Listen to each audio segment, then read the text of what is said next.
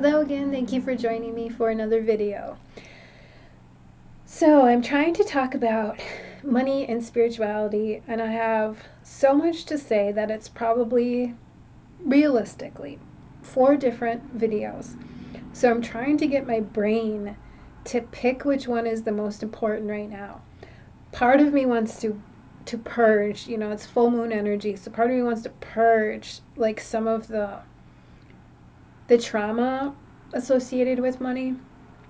Some of me really wants to um, slice and dice the logistics of how it works, and some of me just is like that begging kind of desperate feeling that comes with money. um, the vibe of money has that, all of these components. It's such a part of our uh, world now. It's almost hard to imagine what it feels like to be alive without the container and control mechanisms of money. So I'll start with this little story. I went out for coffee the other few days back with a friend of mine, and when we got back to the apartment, my brain instantly went back into this loop that I had been battling against for a while, a thought loop. The thought loop was basically that I'm crazy, that all of the things that I believe about spirituality, all of the events in my life that I have ascribed spiritual meaning to, were symptoms and signs of acute mental illness. And that to see the world in any other way but hardcore materialism is asinine. And so this was the thought loop, and it was very antagonistic of my belief system, very antagonistic of my sense of identity and self-worth and hope for the future. So it was a loop that was really getting at all the, hitting all the buttons. It was nice to have gotten a break from it. Had a pretty deep and meaningful spiritual discussion with my friend, and so to come back and have the loop, before I even got out of the car, I heard the loop, and so I mentioned it to her. I was like, "Oh, that frequency started again," and she asked about it, and then as we're talking about it, I see in my mind's eye this little gnome-like creature reminded me a little bit of the dude from The Hobbit, the Ring guy, the like more precious. That guy, it looked a little bit like that. I'm like, what the actual f? Tiny little doot doot doot. Now I live across the street from a research um, tree research place. So there's gardens, there's a bunch of trees, different kinds of trees, and um, just about every tree you can imagine that can stand this climate is planted over there. And that's where the thing went running off to. And she happens to be smart about, the way that the land can hold these kinds of beings. And anyways, through the course of our conversation, it came to me that, the little dude over there was representing a piece of the land that's irritated, and found me and was picking on me. So his irritation was pushing on my energy system, and all the things that irritate me were coming up. So I don't know how to explain how that communication works, but that's how it works. And it took me a second to catch it. So what ends up happening is, you know, we have a discussion about what has happened over there to that land. Like, you can't just go to the gardens anymore and just enjoy it. You have to pay to get into the prettiest parts. Um, so the trees, the little stands of trees, you can wander around in there, but you can't go see the flowers. The flowers cost money to see, and I think it's like $10, so it's not like a cheap, give a donation. Um, you can stand on the other side of the iron fence and see and view into the gardens, but you can't go sit inside of them and have a nice little meditation. The trees really like it when you go walk amongst them, though. So, anyways, I'm avoiding the weird part. Here's the weird part. So I'm talking to this thing because she's like, "Well, talk to it. Ask it what does it want." Through the course of having a conversation with this weird little gnome-like creature, um, it it wanted a present or an offering of sorts, and the images that came to my mind of what kind of present or offering it wanted was like a balloon and a paintbrush. And so I'm thinking in my mind, is there any way for me to bring over to this,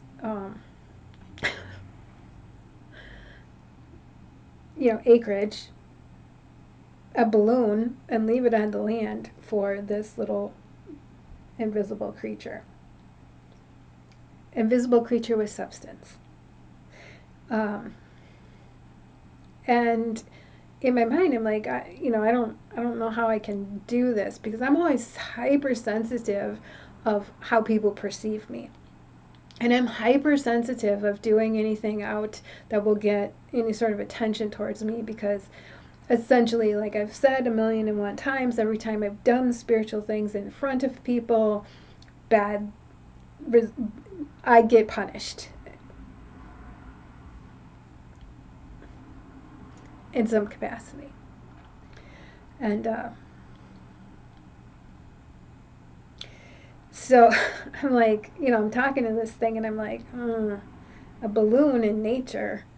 Balloons in nature. What if a bird accidentally gets it? That's where I'm thinking. Like, what if a bird gets it? What if they choke on it? Rubber from balloons does not degrade. And so it's like I'm like would be littering in a manner of speaking in this natural place, and I'm just like trying to, you know, negotiate with this thing, like so. And then I'm like, I can't do it right now. I feel uncomfortable. I have to think about this some more. I'll bring you a stone. I'll bring you a rock. Or I'll bring you something to signify that I hear you, I see you. I got to think about this some more. So I have these little glass beads. And the next time I go walk down to the store, not too much later, I drop a glass bead across the street from the entrance of this place over there. And and then I got to thinking. And then I got to thinking about the nature of these kinds of exchanges, whereby a strange form of agreement was being made where I was saying, it's okay for you to torture me in order to get something from me. That I have to pay an invisible creature to not torment me.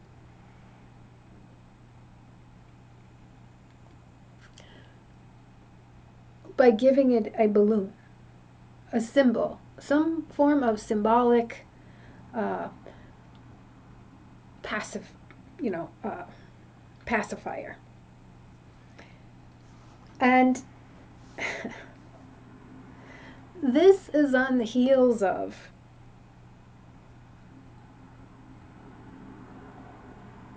me having gone to this holistic expo. So now I have been awake and spiritually my whole cotton picking life. Back in, you know, God,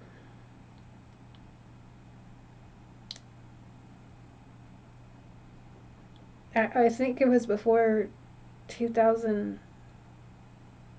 It had to have been before that. It had to have been end of the 90s when I felt called and put on the spiritual path, and basically told God, I want to be your secretary. I'd rather be your secretary than do anything else. Secretaries get paid shit, by the way. Just general statement. I should have negotiated my salary. Anyways.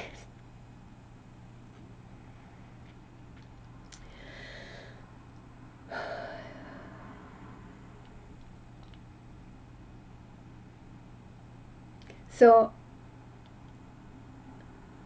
I have made a choice to basically step out of the rat race, so to speak, and dedicate my life to spirit. Was the essence of that communication. God said, hey,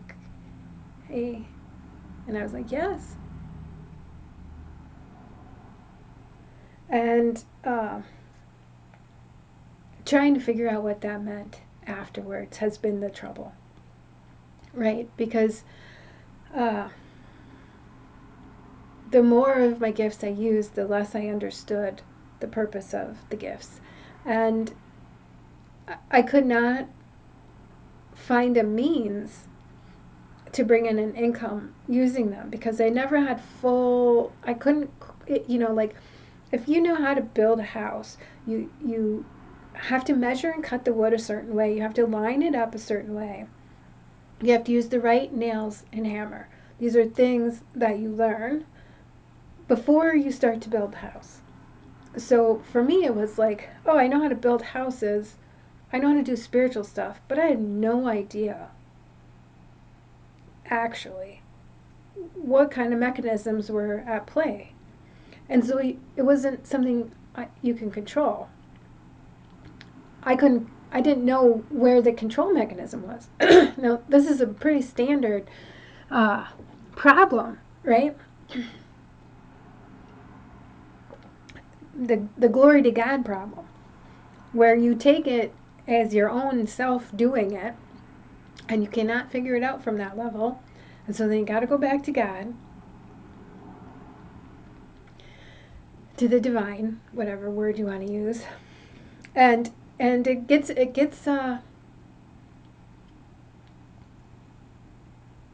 tricky, right? Because the place where you are doing it yourself is exactly the place where it will stop working.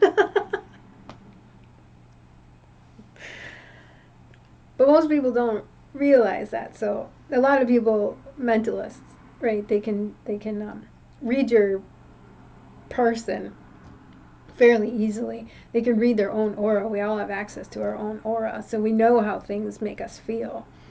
So you get a lot of the influence of kind of like basic smart people, aware people, perceptive people who present themselves as psychics that aren't really reading anything out of the ordinary. But most people are so dumbed down to their own true self that they don't realize this is all in your aura, and it's pretty easy to see by basic how you present yourself in a basic way. The choices you make about clothing, the choices you make about hairstyle, the choices you make about where you're holding tension. These are all things that anyone who's fairly perceptive can read and describe. So I was trying to figure out, well, what exactly where is this knowingness coming from? This ability to ask questions of, I guess the Akashic fields, the divinity itself. Why does the world like this? And a true curiosity. There was no way for me to explain that in simple terms to people. That wasn't egregious in some capacity. Oh, I can talk to God for you. Well, priests don't get paid. They're not supposed to. Saints don't get paid. They're not supposed to. Why? Because now you're putting the emphasis on your own well-being, as opposed to the communication, the movement of spirit through you. You are becoming a gatekeeper for divinity, which tarnishes and lessens the divinity that comes out. That's just, stop and think about it, and you'll understand what I'm saying. I don't want to spend any more time than I need to explain that. So all of these things have been like a curiosity to me, and I haven't been able to do anything else for the last half of my life. So I went to a holistic expo, and I gave a talk. I gave the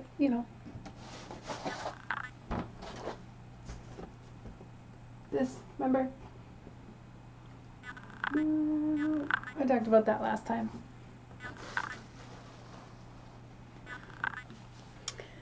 I gave that talk. I didn't complete the talk. I only gave part of the talk because I couldn't tolerate there was a few people in the room, an old couple who got up 5 minutes after I started talking, and she left in a huff. And then another group who were there, I guess, as a who got up when I wasn't done talking.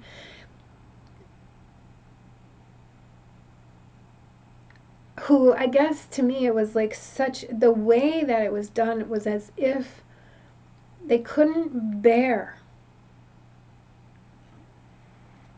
to give me basic respect.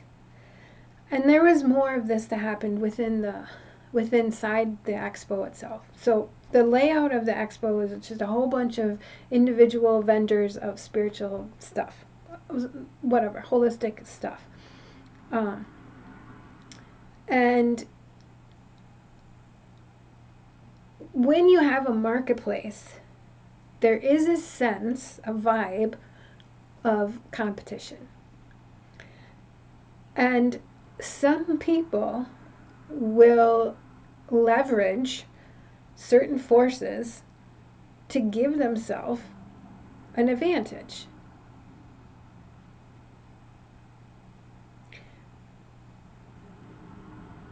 Which is not going to give you the purest and best spiritual teachers, right? So it's a marketplace of spiritual offerings, products, and it begs the question about the buying and selling of the intangible. So you can buy and sell a person's time, but how do you know that the person's time that you're buying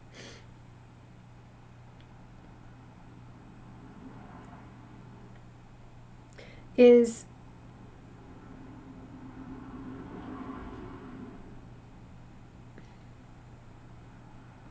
pure? What happened after that expo was that I cried for 3 days. And I felt horrible. I didn't feel a sense of community and love and shared goals in the space of the expo. I did feel a little bit hated afterwards.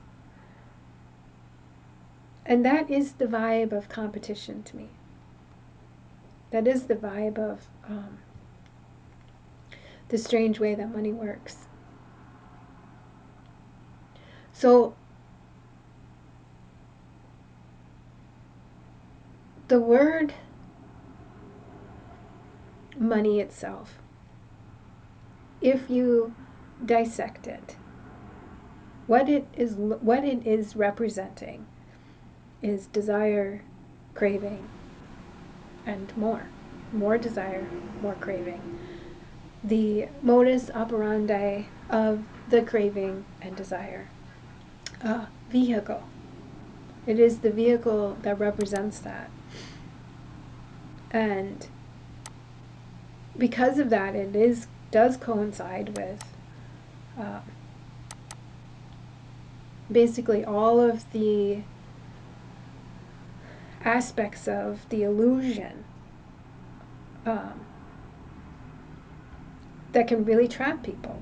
It can really trap people. You can really get trapped inside of manifestation. You can really get trapped inside of karma.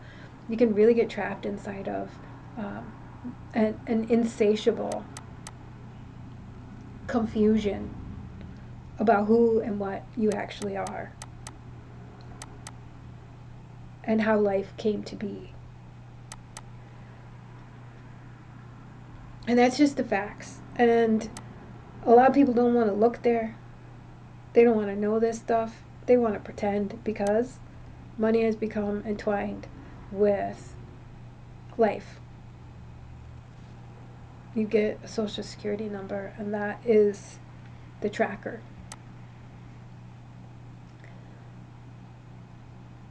So things can get really confusing for a spiritual being to come away from their own ego, their own identity. Those who want to gain their life must lose it. What kind of backward statement is that? But if you find the truth there in it, what is actually being described,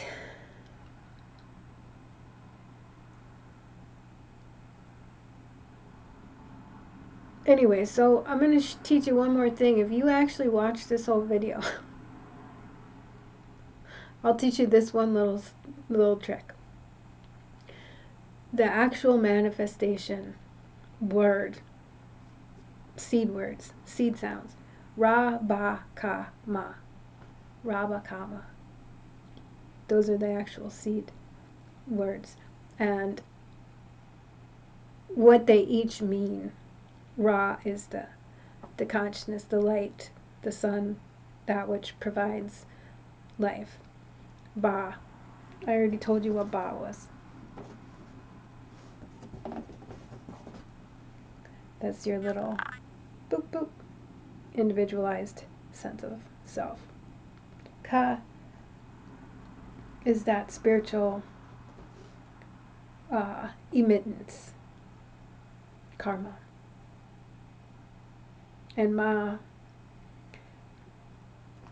switch it around to say am. You can understand how this stuff comes through. Just see the flow. You bring it into existence. Consciousness, you're aware of it. It becomes part of you. Everything that you want to manifest has to be part of you. It's not about, I got to vibrate this way. I'm going to vibrate like a tree and then a tree's going to show up in my room. That's ridiculous. It has an essence too. Everything has an essence too. So you are becoming one with the thing that already exists as it is.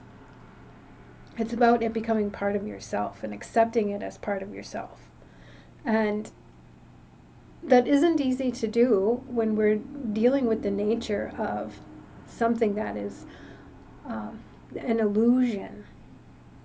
So for some of us, we have to see it as an illusion, and we can't manifest things we have not acknowledged as illusory or haven't been able to see the truth of. Because otherwise, that's how you get yourself caught up in karmic ties.